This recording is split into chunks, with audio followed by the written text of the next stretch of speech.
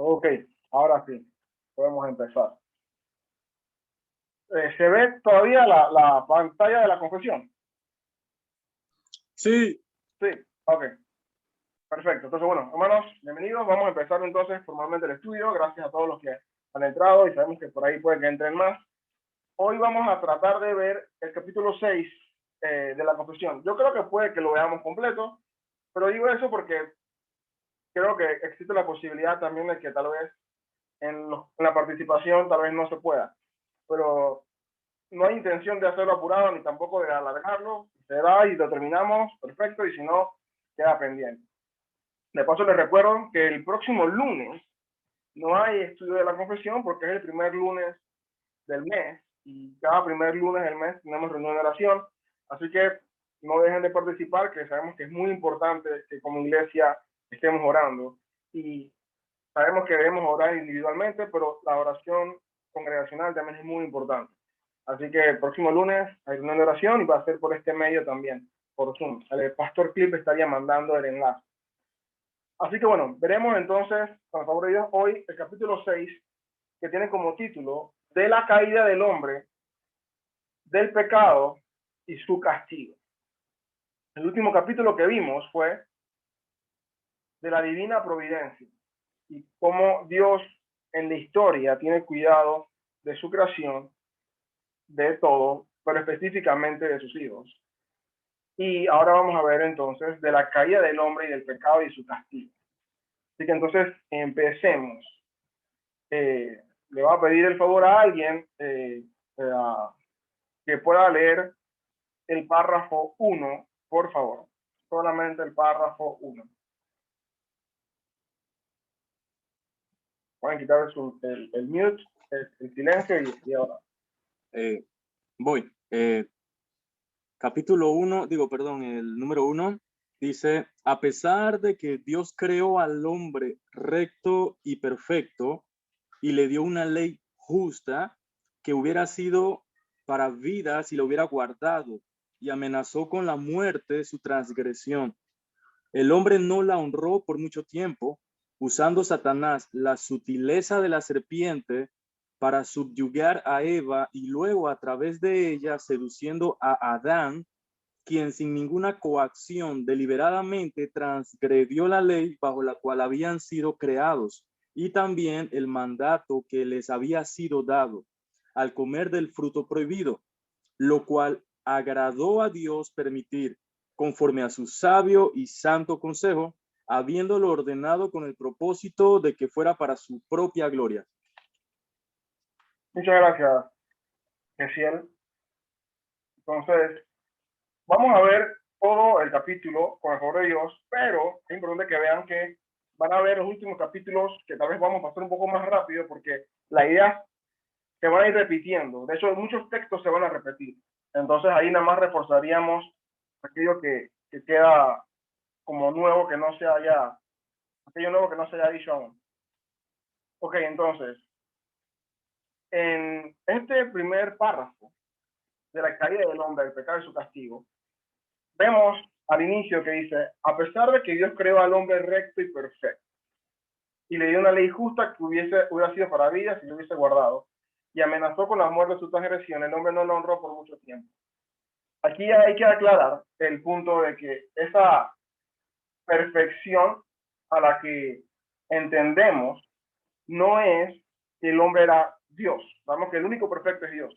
Aquí ese sentido que los autores de la confesión le quieren dar a entender a los lectores es que el hombre no le faltaba nada. El hombre, Dios no lo hizo incompleto, no lo hizo con falla. Ese hombre, Adán, que más nadie en la historia de la humanidad va a estar jamás en ese estado, porque después de ese estado viene el estado caído y solamente vendrá el estado regenerado, que es mejor que el estado en el que estuvo Adán. Ese estado no tenía pecado, pero no era regenerado. Es decir, esa persona podía pecar, pero era perfecta en el sentido de que no tenía pecado. Y dice la Biblia en Génesis 1 y en Génesis 2, y vio Dios que todo lo que había hecho era bueno en gran manera.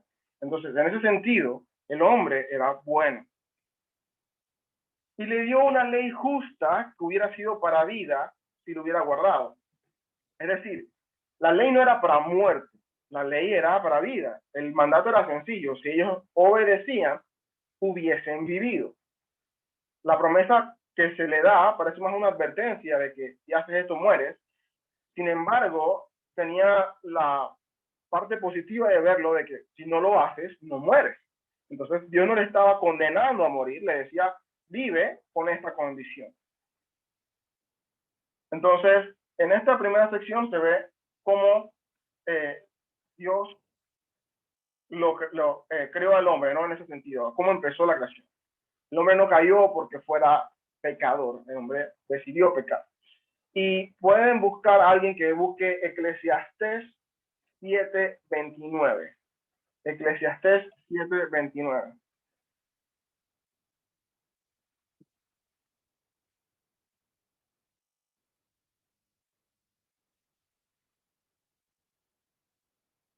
El que lo tiene lo puede leer. Eclesiastés 7:29.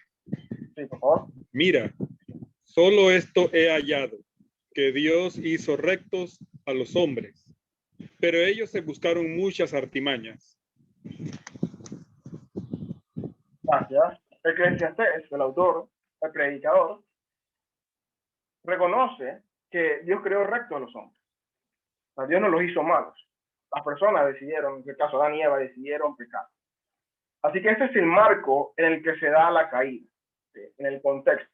Un hombre sin pecado que decide pecar. No fue fiel. Ahora, ¿cómo se dio esa caída?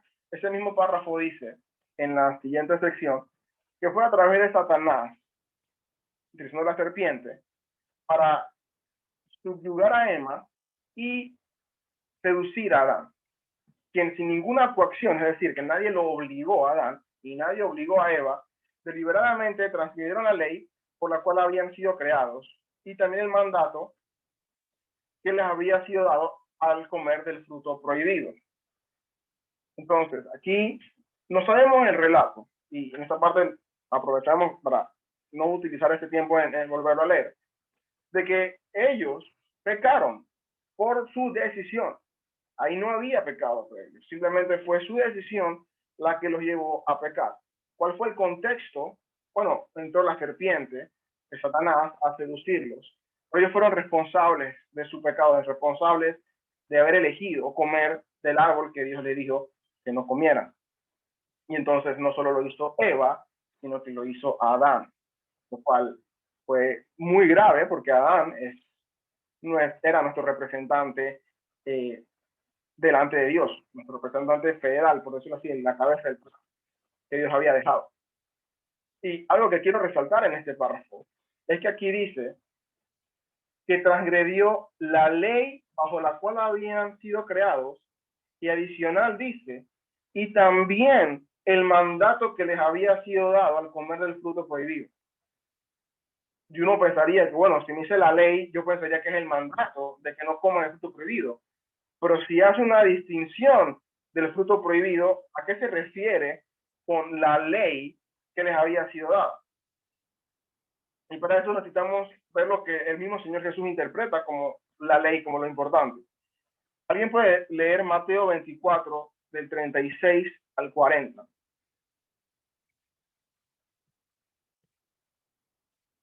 Mateo 24, del 36 al 40.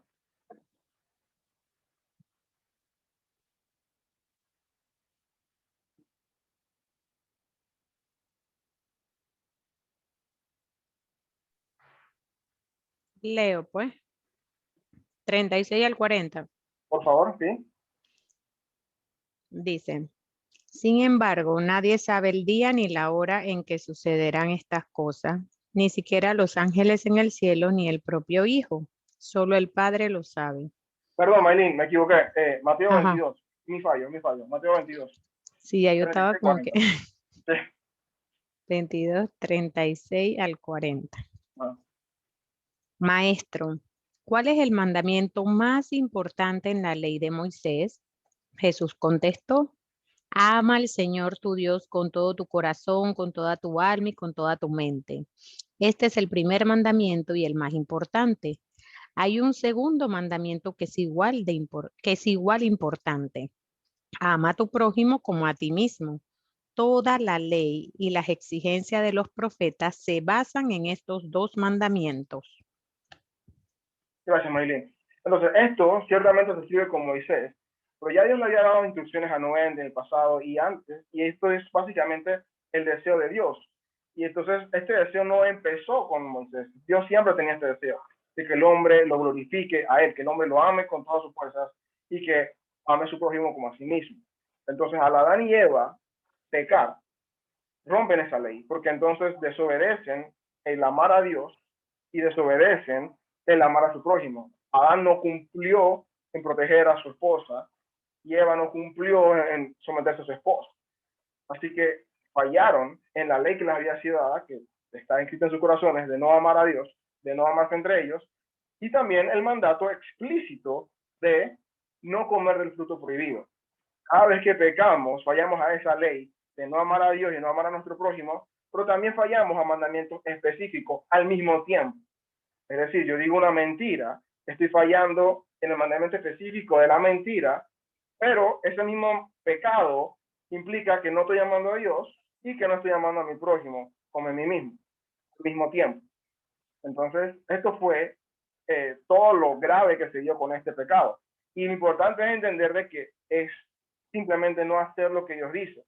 No debemos pensar jamás que, si yo no hago un pecado escandaloso, entonces no, yo estoy bien.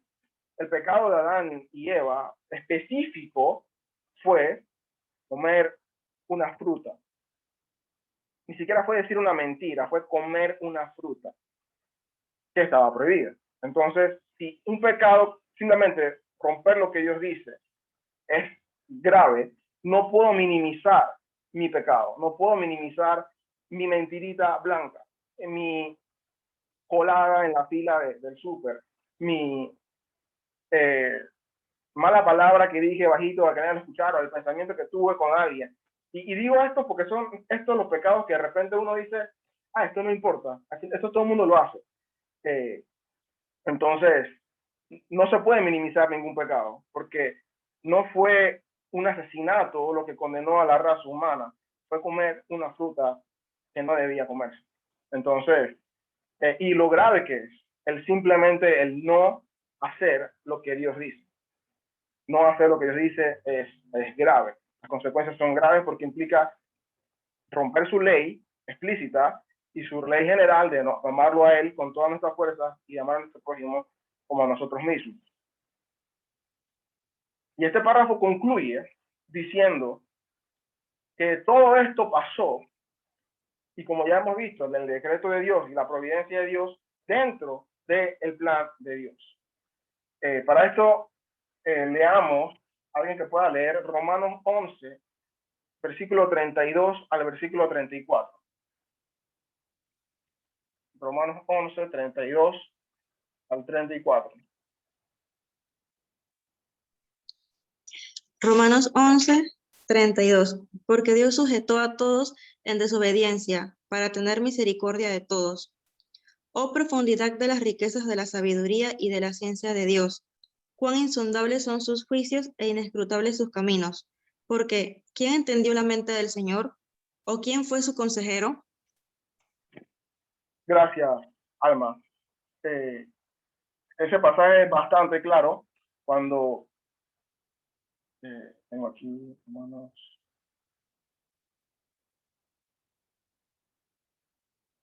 No podemos conocer la mente del Señor. Y Él tiene el control de todo. En el versículo 32 dice, Dios ha encerrado a todos en desobediencia para mostrar misericordia a todos. O sea, el propósito de Dios, aún en medio de la caída, no se pierde. Dios tenía control dentro de eso. Él lo ordenó para su gloria, como dice ahí, para mostrar su misericordia a todos, y no lo podemos entender. Entonces, ahí es muy importante el poder ver de que Dios no falló y a Dios no lo tomó por sorpresa el pecado de Adán.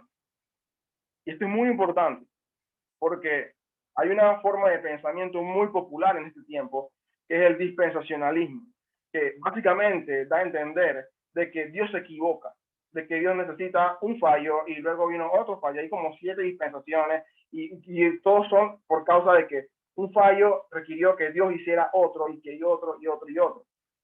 Y no, Dios tiene todo perfectamente calculado desde el inicio, desde antes de la fundación del mundo. De manera que el pecado, que aunque él, ya hemos visto en las clases anteriores del decreto de Dios y la providencia, él no lo ordena, no escapa de su control y de su decreto para llevarse en la gloria en medio de todo. Así que esta sección que vamos a ver del pecado, Adán y Eva, responsables, fueron ellos los que pecaron, no tenían nada que los condicionara, como lo tenemos hoy nosotros, que vamos a ver ahora a continuación. No escapó del control de Dios, no escapó del cuidado de Dios, de la providencia de Dios que hemos estado viendo. Y eso es muy importante. Eso no lo agarró a Dios de sorpresa. Esto no le dañó el plan y Dios tuvo que tachar y escribir algo nuevo. Eso ya estaba dentro de su propósito. Y eso es importante que lo entendamos, porque eso va a ir correspondiente a la visión que tenemos de Dios. Si tenemos que es un Dios, que Dios, la Biblia, nuestro Dios, es soberano, perfecto, es sabio, no podemos sostener de que un Dios de esa manera sea sorprendido por su creación y que la creación le dañe su plan, cuando Él tiene control de todo.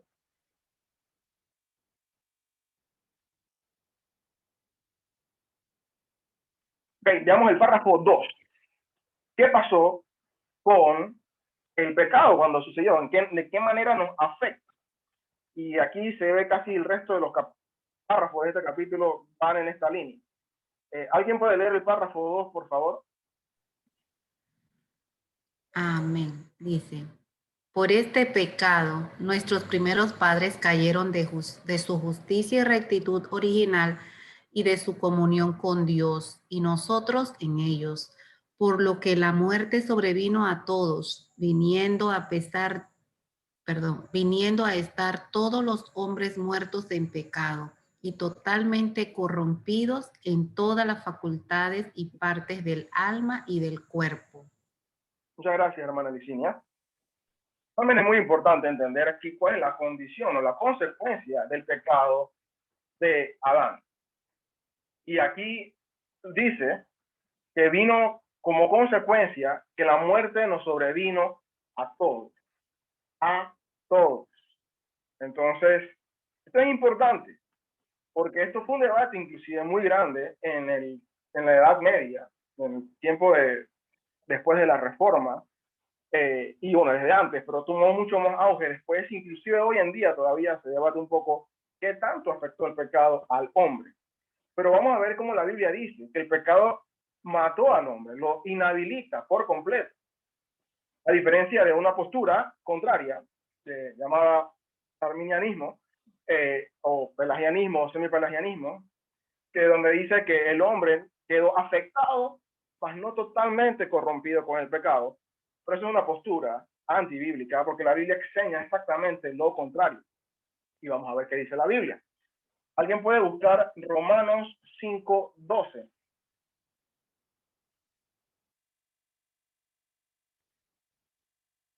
Romanos 5:12. Romanos 5:12. Ajá.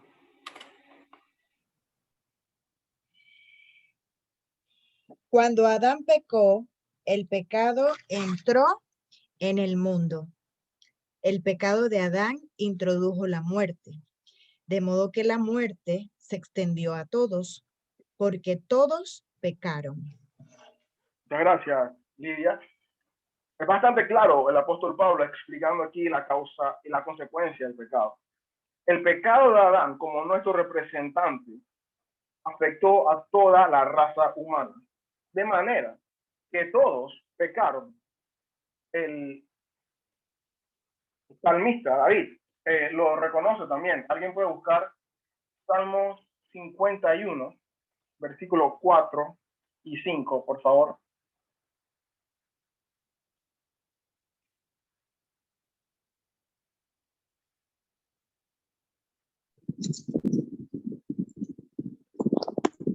Contra ti solo he pecado y he hecho lo malo delante de tus ojos, de manera que eres justo cuando hablas y sin reproche cuando juzgas. Yo nací en iniquidad y en pecado me concibió mi madre. Muchas gracias, hermana Luris. No es que hubo pecado de los papás de David, sino que el pecado de la raza humana era inevitable. Cada vez que nace un niño, nace en pecado, aunque esté en matrimonio, en el sentido de que todos somos pecadores, producimos pecadores. Entonces, eso nos demuestra que estamos muertos. Y eso es importante entenderlo. Hay otros pasajes que lo ratifican, como por ejemplo, 1 Corintios 15, 20, dice, disculpen, 15, sí, del 20 al 22, pero leeré el versículo 22, porque así como en Adán todos mueren, también en Cristo todos serán vivificados. Versículo 21 dice, porque ya que entró la muerte, entró por un hombre, también por un hombre vino la resurrección de los muertos. La muerte entró y afectó a toda la raza humana.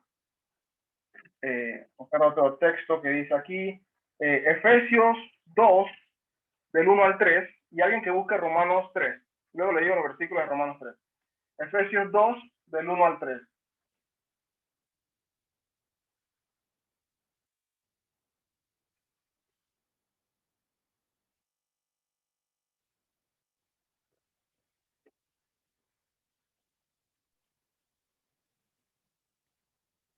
Efesios 2, del 1 al 3. Sí. Dice, antes ustedes estaban muertos a causa de su desobediencia y sus muchos pecados. Vivían en pecado igual que el resto de la gente, obedeciendo al diablo, el líder de los poderes del mundo invisible, quien es el espíritu que actúa en el corazón de los que se niegan a obedecer a Dios. Todos vivíamos así en el pasado, siguiendo los deseos de nuestras pasiones y la inclinación de nuestra naturaleza pecaminosa. Por nuestra propia naturaleza éramos objeto del enojo de Dios, igual que todos los demás. Muchas gracias, Lidia. Y Romanos 3, el que tiene Romanos 3, que pueda leer Romanos 3, versículo 9 y 10 y versículo 23.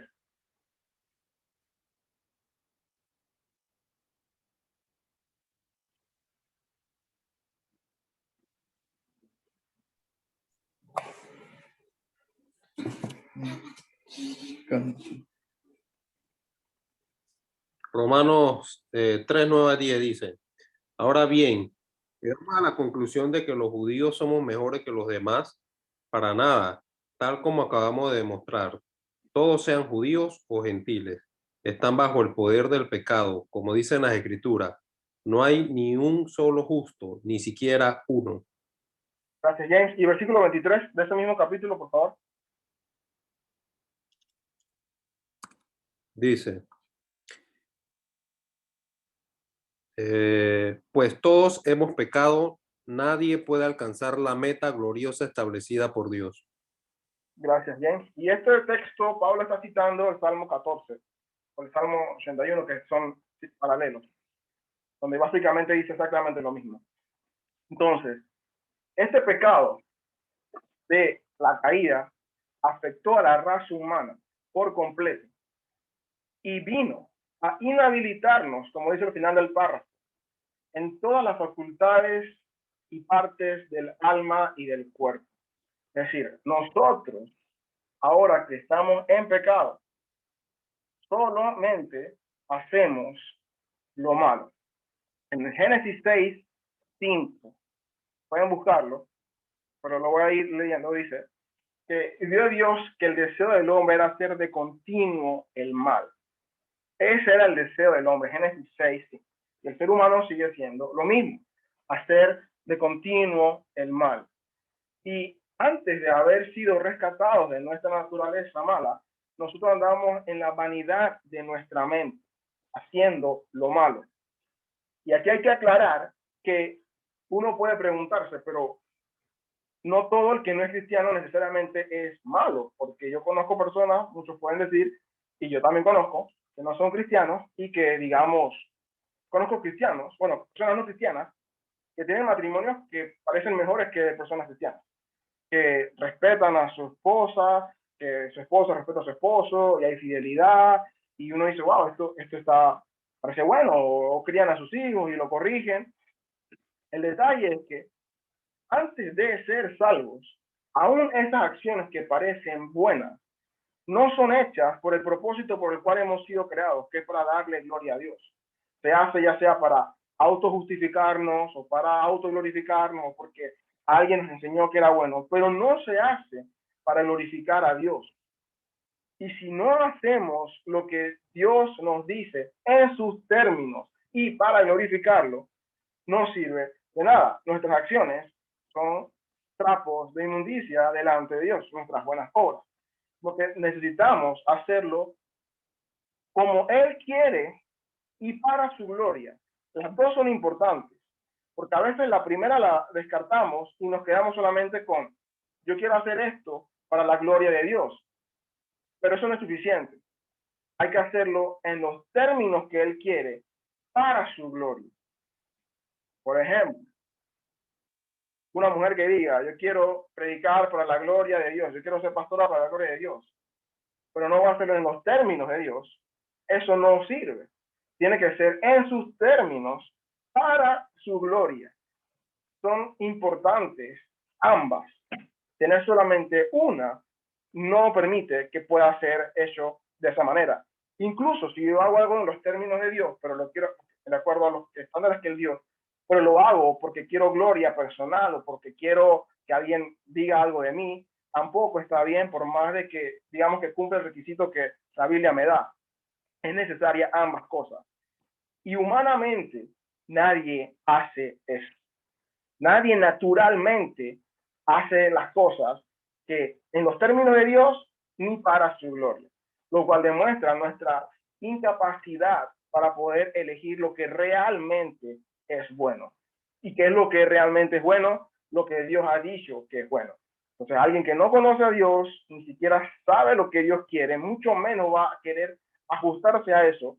Y alguien que dice que conoce a Dios, pero que no le importa hacer las cosas de la manera en que Dios lo dice, no glorifica a Dios. Entonces, aún siendo creyentes, luchamos con el pecado. Alguien que no es cristiano, mucho más, ni siquiera lucha, simplemente le da rienda suelta al deseo para su gloria, para su propia gloria. Entonces necesitamos entender eso. Y eso nos ha afectado a todos y de manera completa, en el sentido de que nadie por su propia cuenta busca a Dios. Busquemos por un momento Juan 5:40. ¿Alguien si tiene Juan 5:40?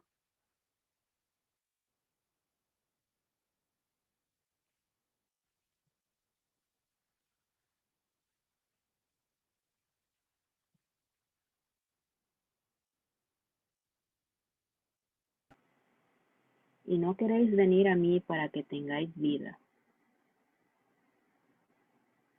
Gracias. Y eso es Jesús hablándole a los fariseos, diciéndole cómo ellos no querían escuchar su voz. Y luego en el siguiente capítulo, Juan 6, Jesús le dice, en el versículo 44, nadie puede venir a mí si no le trae el Padre que me envió, y yo lo resucitaré en el día final. Entonces, ya entendimos cómo se dio el pecado originalmente. Y ahora entendemos qué causó ese pecado. Ese pecado causó que toda la raza humana esté destituida de la gloria de Dios, destituida de la presencia de Dios, y esté totalmente inhabilitada para poder, por su propia fuerza, elegir a Dios. No hay nada en nosotros que pueda haber bueno para poder elegirlo. Y es por eso precisamente que necesitamos la gracia de Dios. Sin su gracia, sin su misericordia, estamos destinados a la muerte segura, que de por sí ya estamos. Juan 3:16 dice, porque de tal manera que amó Dios al mundo, que da su unigénito para que todo aquel que no cree no se pierda, mas tenga vida eterna. Pero Juan 3:17 dice, porque el que no cree el que no ha creído, ya ha sido condenado porque no ha creído, o sea, ya está en condenación. No es que va a ser condenado, ya está, nacemos condenados. No es algo que se gana en nuestro pecado, sino que nacemos con eso. Y eso es importante entenderlo. Y es por eso que todos necesitamos el Evangelio. Todos necesitamos predicar y necesitamos pedirle a Dios su gracia y su misericordia para con los demás personas que le compartamos, para que Él pueda abrirles entendimiento y permitirle que crean. El siguiente párrafo, el párrafo 3, esto es la parte que le mencionaba, que los párrafos que siguen básicamente van profundizando más en la misma idea. Nos dice, siendo ellos la raíz de la raza humana y estando por designio de Dios en lugar de toda la humanidad, la culpa del pecado fue imputada y la naturaleza corrompida transmitida a toda la posteridad que descendió de ellos mediante generación ordinaria, siendo ahora concebidos en pecado y por naturaleza hijos de ira, siervos del pecado, sujetos a la muerte y a todas las demás desgracias, espirituales, temporales y eternas, a no ser que el Señor Jesús los libere. Entonces, aquí vemos la importancia de poder ver lo que ha sucedido. Todos estamos bajo esa misma condición. Y ese es el mensaje que necesitamos darle a todos. El Evangelio empieza por reconocer que estamos aquí. El Evangelio son buenas noticias, pero alguien que no sienta que hay malas noticias no se alegra de buenas noticias. Para lo que uno entienda que tengo una mala noticia, la buena noticia no tiene sentido.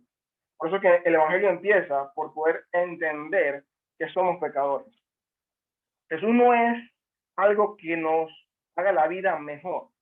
Jesús es nuestro Salvador de nuestra condenación que ya tenemos, que venimos de nacimiento por ello. Y necesitamos entonces precisamente predicarle eso. Cuando predicamos no le decimos, ven a Cristo para que tengas trabajo, para que tu vida te vaya mejor, para que puedas tener un mejor matrimonio, para que puedas, y que son cosas que pueden pasar, pero tú no dices para que tengas salud. Ven a Cristo porque estás muerto y necesitas vida. Ya, si Dios no te da más nada, en la vida es suficiente, más que suficiente. Pero cuando alguien no entiende esto y llega supuestamente a Cristo, creyendo que ha llegado a Cristo, pero ha llegado porque cree que necesita otra cosa, viene la desilusión, viene la decepción. Y es donde cuando comienzan los problemas, que no fueron ocultos jamás por el Señor Jesús dijo, en el mundo tendréis aflicción, pero confía, yo he vencido al mundo. Pero como no me predicas eso, sino que me dices, ven para que tengas una mejor vida, cuando llega la aflicción, que ya estaba prometida, me desilusiono y me voy. Entonces, cuando se le dice, por el contrario, tú estás muerto, necesitas vida. El camino es estrecho, lo que significa que vas a haber problemas, pero ya tienes vida. Y eso es más que suficiente. Tú puedes continuar, porque ahora has entendido realmente cuál era tu condición y ahora lo que tienes ahora. Pero si tú realmente nunca entendiste que eras pecador, tú nunca te sentiste tan mal, porque no habías matado, porque no habías hecho un robo grande, o porque no has hecho nunca nada escandaloso, tienes un alto concepto de ti que no va conforme a lo que la palabra de Dios enseña. Y todos estamos bajo la misma condenación, bajo la misma situación. Este párrafo 3, hay una cosa que solamente yo aclararía, que ellos hablan de que siendo ellos la raíz, realmente es Adán. Adán es nuestra cabeza federal en el hombre. Todos los pasajes hablan de que como por el pecado entró por un hombre. Así que no era tanto Adán y Eva, sino Adán. El pecado de Adán fue el que nos condenó y los dos pecaron. O sea, pensar como qué pasaría si no se pasara, no tiene sentido, ya pasó así. Adán era nuestra cabeza y por eso es que Cristo ahora lo hace. Y de la misma manera, como un pecado de una persona que toda una descendencia, Cristo llega como por eso dice el postrer Adán, el segundo Adán. Él llega para hacer lo que Adán no hizo y todo el que nazca en él, por eso hay que nacer de nuevo, nace con su naturaleza, ya no nace en pecado, sino que nace para poder tener vida, ya no nace muerto, ya nace con vida y puede hacer cosas que no se hacían antes. Ahora tenemos el Espíritu Santo y el Espíritu Santo nos permite que ya no salga necesariamente todo lo malo, sino que ahora yo quiera hacer lo bueno. Si no tengo el Espíritu Santo, solamente va a salir lo malo de mí. Jesús dijo, del corazón del hombre salen todas las cosas malas, porque todos los corazones están igual. No es importante. Nosotros no tenemos que escuchar nuestro corazón, como muchos dicen, escucha tu corazón te va a ayudar.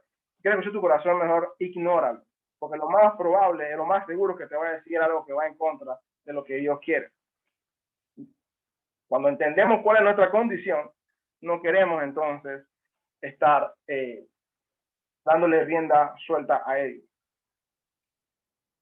El siguiente párrafo dice, esta corrupción original, por la cual estamos completamente indispuestos, incapacitados y opuestos a todo bien y enteramente inclinados a todo mal, proceden en sí todas las transgresiones.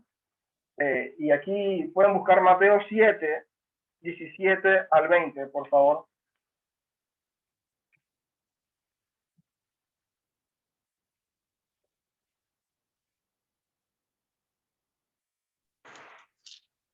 Leo. Un buen árbol produce frutos buenos y un árbol malo produce frutos malos. Un buen árbol no puede producir frutos malos y un árbol malo no puede producir frutos buenos. Por lo tanto, todo árbol que no produce frutos buenos se corta y se arroja al fuego. Así es. De la misma manera que puedes identificar un árbol por su fruto, puedes identificar a la gente por sus acciones. Gracias, Maylin. Y naturalmente todos hacemos eso de esa manera. Y de nuevo, la pregunta ni siquiera es qué tan escandaloso sea la vida de la persona, sino simplemente cuál es la motivación de la persona. E incluso dentro de la iglesia, la parte importante de poder ver los términos en que lo hace. Eso es muy importante. Y solamente podremos tener una motivación buena para dar ese fruto que la Biblia dice por el Espíritu Santo. La palabra nos habla en Gálatas, que es el fruto del Espíritu el que produce amor, gozo, paz, paciencia, benignidad, templanza, mansedumbre. El fruto del Espíritu. De manera que solo los que tengan el Espíritu Santo, que no es natural en nosotros, es de Dios que nos los da, podemos entonces dar ese fruto.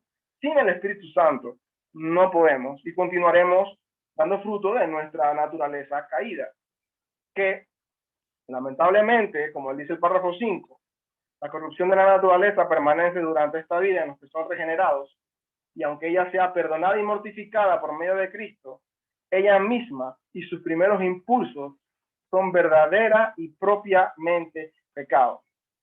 Entonces, Dios nos ayuda a poder a tener el deseo que Él quiere de agradarlo a Él. Pero, lamentablemente, esa naturaleza no se va por completo. Si alguien puede leer primero de Juan 1, 8 al 10, por favor.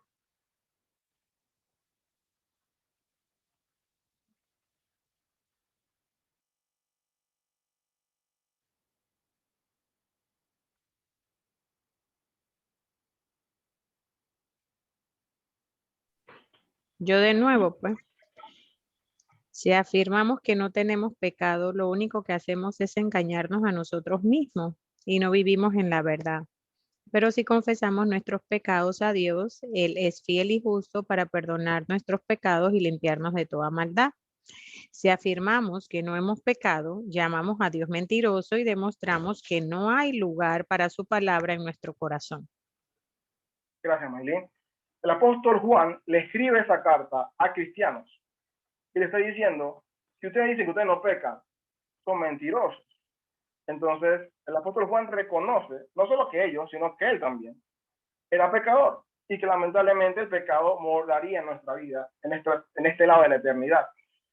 Pero tenemos que confesar nuestros pecados y pedirle perdón y apartarnos del pecado, no practicar, no vivir practicando.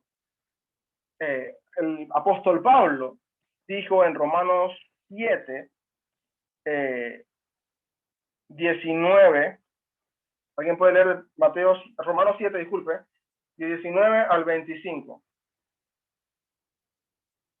Romanos 7, 19 al 25.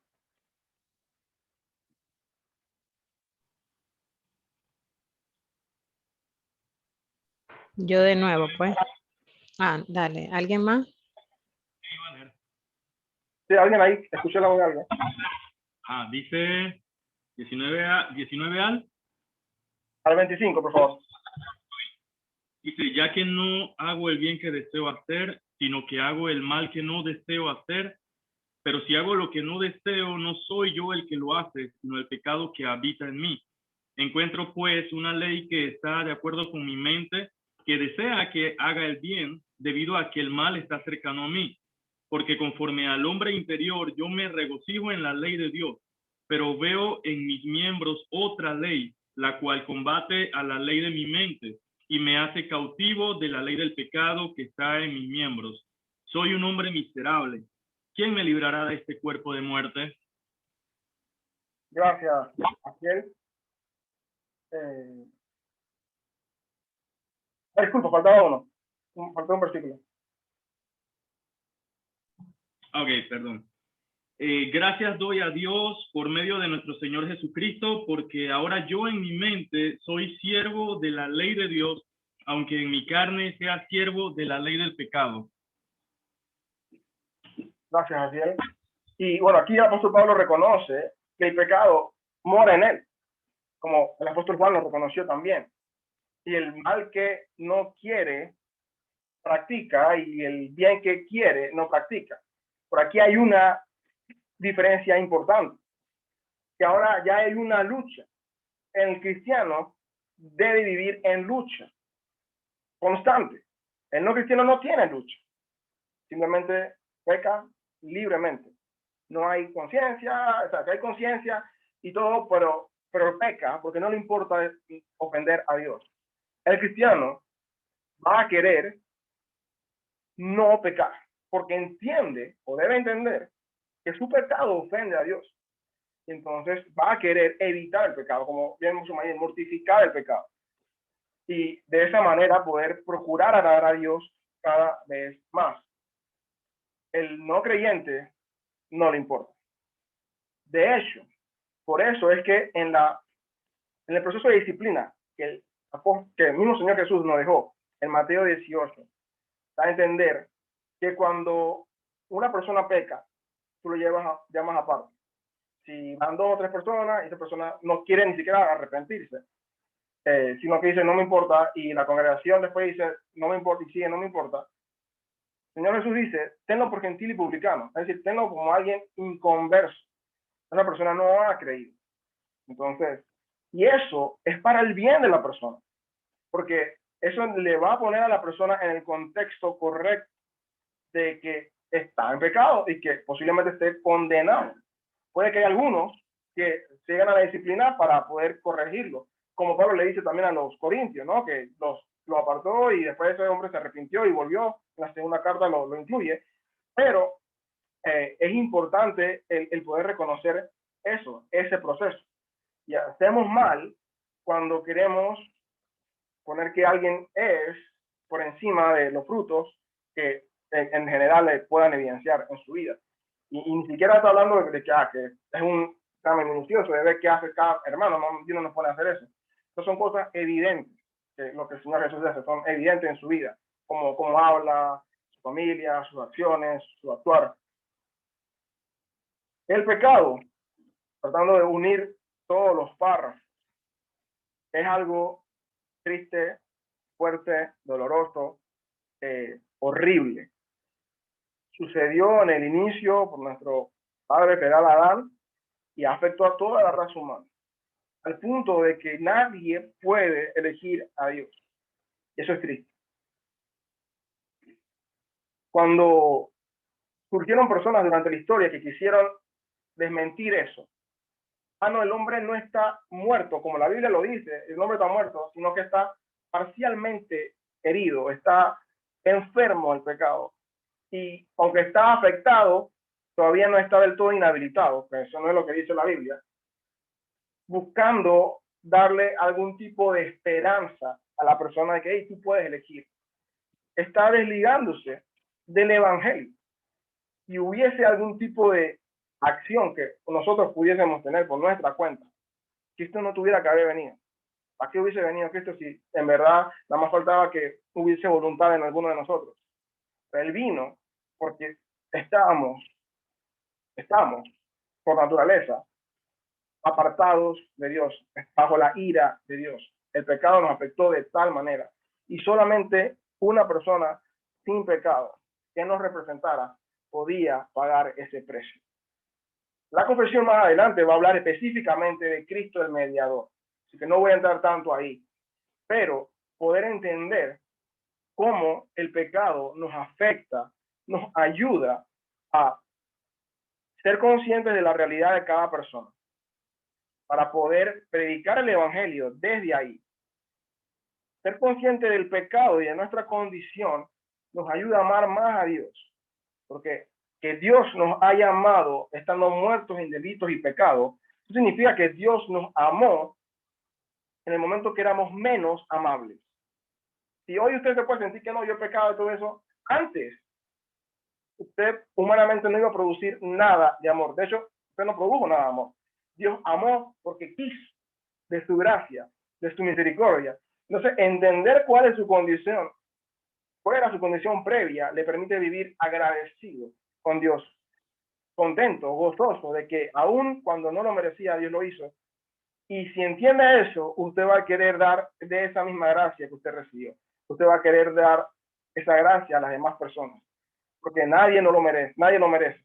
No hay nadie que sea más pecador que otro. Y si alguien se siente inmerecedor de la gracia de Dios, tiene toda la razón de sentirse así, pero eso no es una excusa para decir que no, Dios no puedo ir, porque Él ha prometido perdón. Y Él no rechaza a nadie que venga a Él. Y si alguien va a Él, es porque el Padre está atrayendo. Entonces necesitamos predicar el Evangelio.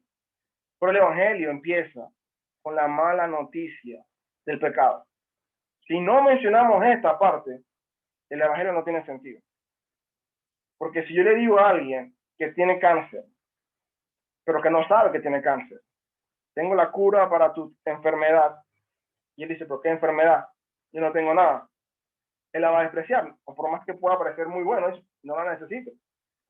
Pero si uno le explica, que alguien le dice, no, tú tienes cáncer, y este es el diagnóstico, wow. Entonces, y ahí el Evangelio tiene sentido. Pero tenemos que entender que el Evangelio no es algo solo racional, sino que es fe, y la fe es un don de Dios.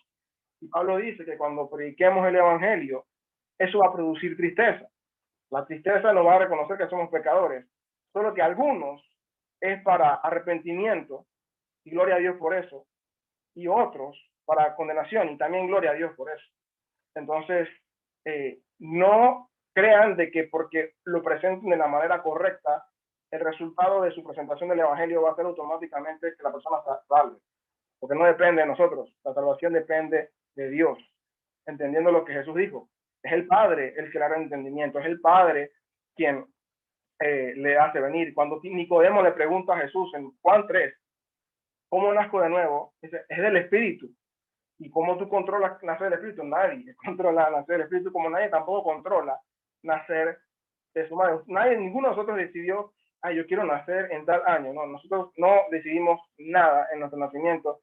De la manera en que Jesús actúa para con nosotros es de la misma manera. El nacimiento, que es un nuevo nacimiento, se da por el Espíritu. Y Jesús le dice a Nicodemo, al que viene el Espíritu no se sabe ni de dónde viene, ni sopla, pero Él hace como quiere.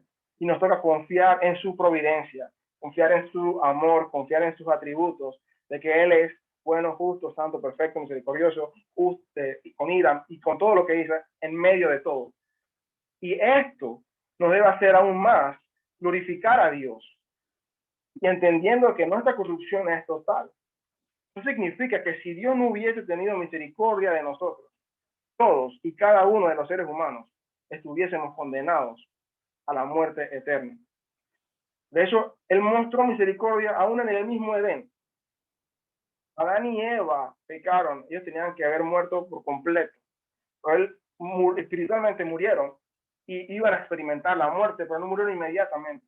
Dios le dio gracia. Ellos no merecían esa gracia, pero Dios decidió quitarle la cobertura de hojas que se habían hecho, que era ridícula, no hay manera que nos podamos imaginar que parezca, los dibujitos que le ponen en las Biblias de niños son demasiado sofisticados, yo creo que para lo que realmente tuvo que haber sido ese traje de hojas que ellos dos hicieron.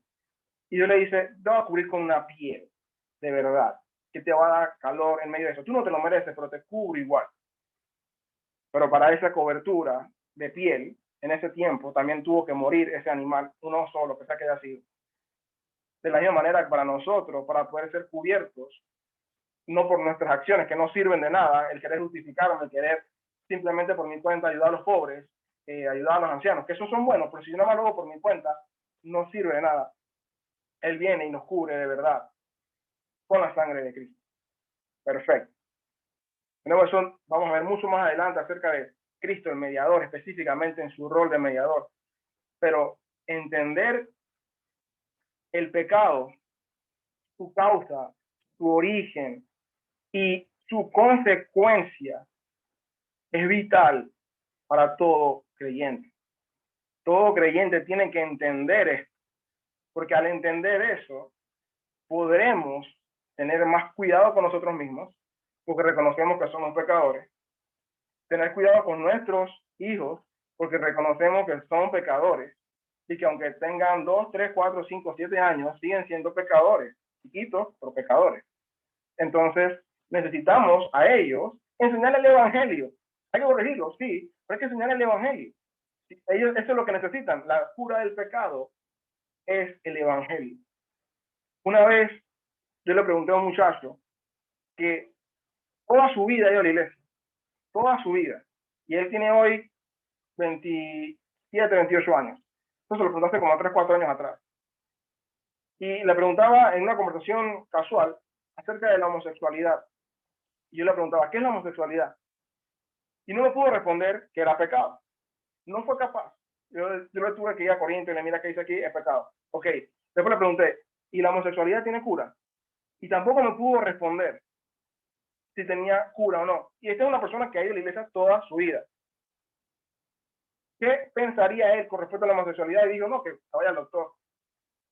Si tú no entiendes que lo que eso es pecado, tú vas a querer atender las cosas con un diagnóstico equivocado. Si tú no te curas de, usando el ejemplo que había puesto de cáncer, con acetaminofén. Si tú crees que lo que tú tienes es un resfriado, cuando tienes otra cosa, el diagnóstico es vital para que el tratamiento sea correcto. Por eso necesitamos entender eso. El homosexual que necesita evangelio. El adicto a lo que sea, droga, alcohol, necesita evangelio. Y menciono estos dos, hoy en día, incluso en muchos lugares que dicen ser cristianos, tratan a las adicciones de una manera mundana, en el sentido de que te aíslo de todo, te llevo a que te sometas, a que te desintoxiques, pero cero evangelio. Sin evangelio no hay cambio. Sin evangelio nada sirve. Y yo conozco muchas personas, estando en otra iglesia, que llegaron a estar en programas como eso y salieron y quedaron hasta peor. Entonces, ¿por qué pasó eso? Porque no hubo evangelio. Nunca se les presentó. Entonces, necesitamos evangelio. ¿Qué necesita el ladrón? Evangelio. ¿Qué necesita el mentiroso? Evangelio. ¿Qué necesita? Todos necesitamos el evangelio. Porque todos somos pecadores. Por eso que usted mida lo que se predica en algún lugar y pregunte si eso se lo puede predicar en cualquier parte del mundo a cualquier persona de nivel social. Porque muchas veces, aquí en Panamá, si usted va a un lugar de bajos recursos, se van a predicar cosas que si usted se lo predica a un lugar de mucho dinero, llámese Punta Pacífica, Paitilla, Costa del Este, no va a tener, no sirve, porque le está predicando algo que no resuelve su necesidad. Y eso significa que esto no es el evangelio entonces, porque el evangelio le va a servir, como bien dice Pablo, al judío, al griego, al rico, al pobre, al panameño, al gringo, al chino, al africano, a quien sea, le va a servir el mensaje del evangelio, porque toda la raza humana, como hemos visto hoy, está bajo la condición del pecado. ¿Por qué necesitamos evangelio?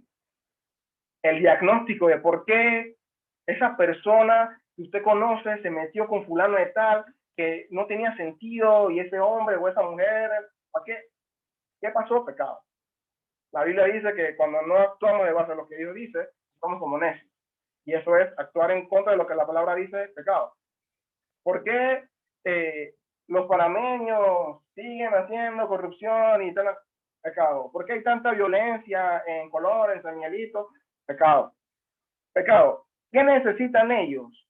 Leyes, marchas, que pasen, no sé, más testigos de Jehová, más educación, que muchos dicen no, que falta la educación, lo que pasa es que son ignorantes los panameños, son brutos. No, vayas a un lugar rico y va a haber pecado igual. Vayas a España, que la educación allá en los países europeos, ¿qué necesitan ellos? Evangelio. El diagnóstico está equivocado.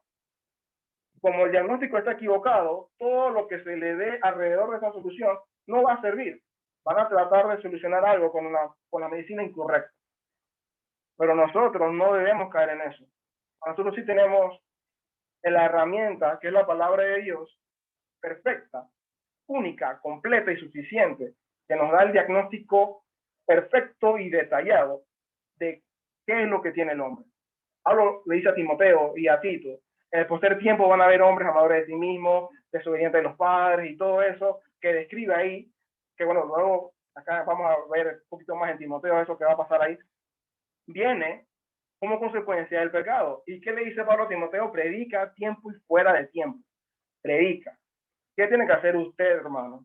No solamente los pastores, todos tenemos que enseñar, predicar, vivir el evangelio, recordar el evangelio y entender de que eso es el problema de la gente. Ese familiar, ese amigo que usted ve como que, pero que tú me entiendes, ¿qué estás haciendo? Que te estrellas una y otra vez. Yo conocí un señor que tenía a su esposa, la deja, él estaba operado para no tener hijos, se opera para volver a tener hijos, se mete con una mujer, tiene un hijo, la mujer lo deja, se mete con otra mujer y tiene más hijos, ya la tiene como 7 hijos y que tiene que mantener como a 2, 3 mujeres. Y yo digo, pues si tú no entiendes, y no es que no le faltó consejo, pero ¿qué es el pecado? No hay que romperse la cabeza.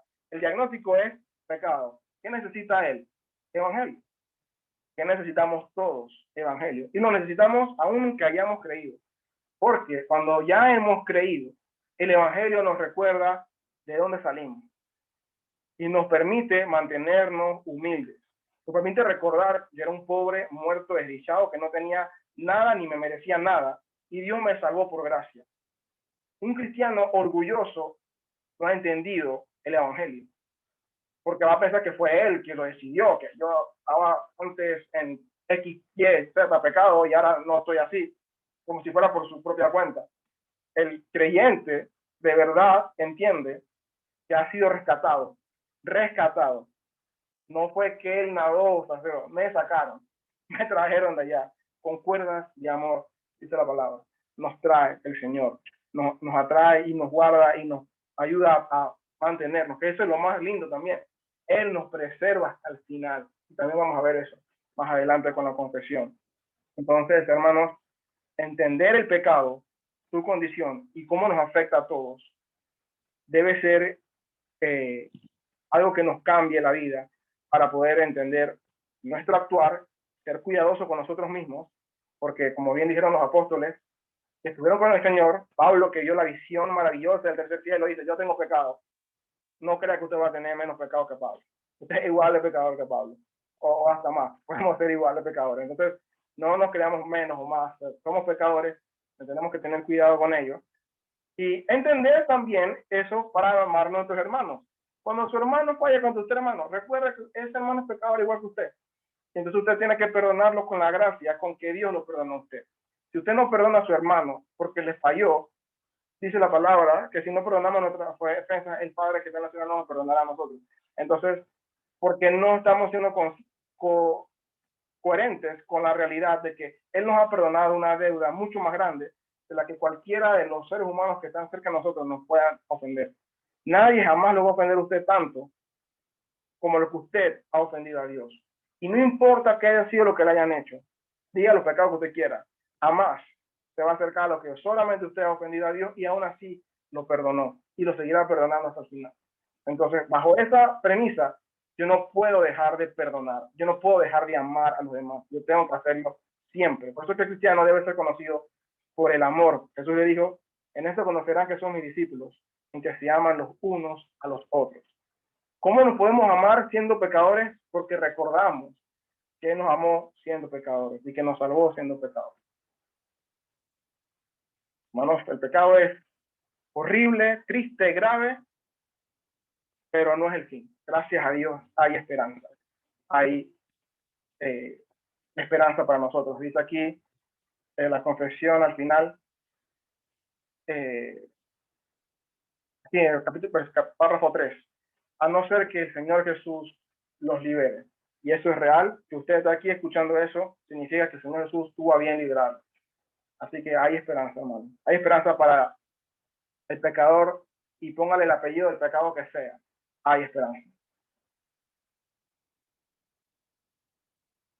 No sé si hay comentarios o preguntas, alguien quiera decir algo, aportar algo a la clase.